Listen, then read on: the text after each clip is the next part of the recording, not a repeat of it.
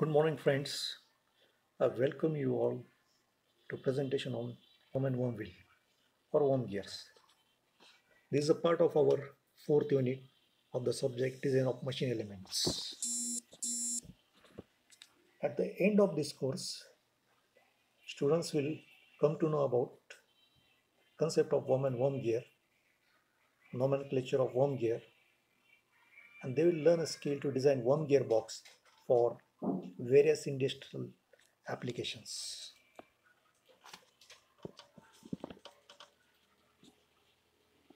So this is one part of our practical to design a worm gear box, and they will be able to design the worm gear box at the end of this course. Now we'll see the concept of worm and worm wheel. In this case, as they are the power transmitting elements, the worm gear drive consists of driving element called worm. So here we can see this is worm, okay, driving element, and driven element is a gear, tooth gear. Driven element is a tooth gear. The worm, you can see, is on a shaft. The worm is a threaded screw, while the worm wheel is a tooth gear. The most important characteristics of worm gear drives is their high speed reduction. The speed reduction as high as 100:1 can be obtained with the single pair of worm gears. When we go back to our first and second unit, we have studied spur gear, helical gear. There we had the speed reduction of 6:7. That was our gear ratio. So here we can have maximum speed reduction with the help of worm gears. Now here you can see this is the axis of tooth gear, worm wheel, and this is the axis of thread shaft. So these both the axes are neither parallel nor intersecting, but they are perpendicular to each other. So worm gears are used for transmitting power between two non-parallel, non-intersecting shafts which are perpendicular to each other.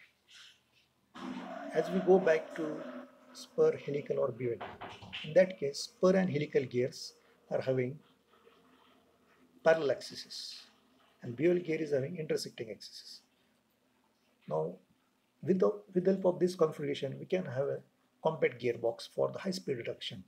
If you go for that amount of speed reduction in spur and helical gear, you need a number of stages, 2 stage, 3 stage, 4 stage gearboxes. And that's why these gearboxes are used in automobile steering mechanisms, rolling mills, elevators, gate control mechanism, hoisting machines, lifts and conveyors. These are used for very high velocity ratio and operation is silent with the high velocity ratio.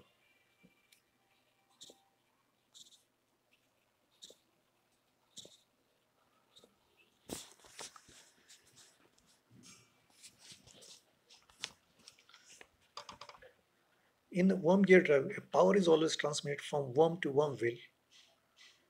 Power cannot be transmitted from worm wheel to worm. Other way around is not possible. This phenomenon is called self-locking. It is used highly in many applications like your lift or cranes where you are lifting a high load or huge load. Gearbox designed using a worm and worm wheel is considerably smaller than one made for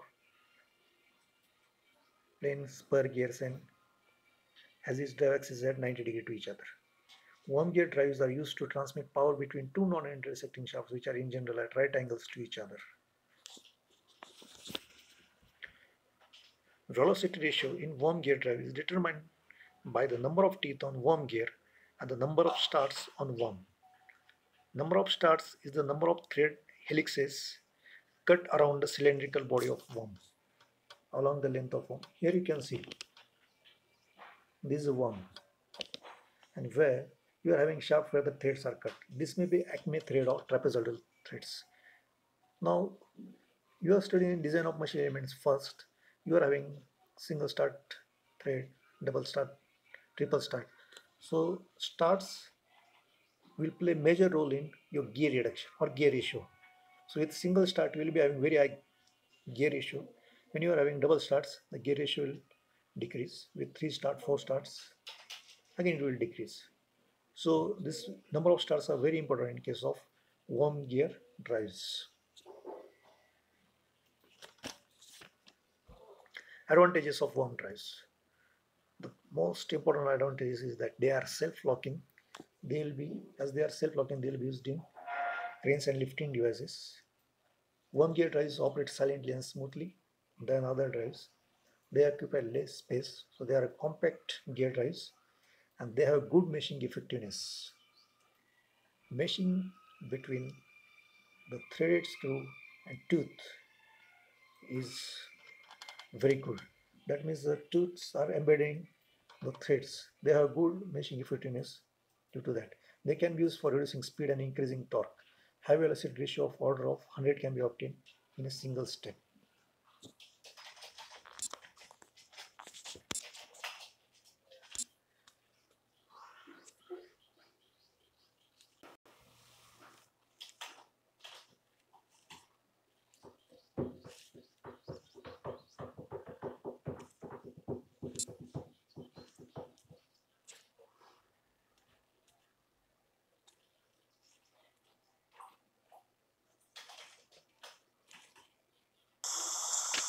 Good morning to you all. Today we are going to study worm gears, and this is our fourth unit of design of machine elements subject.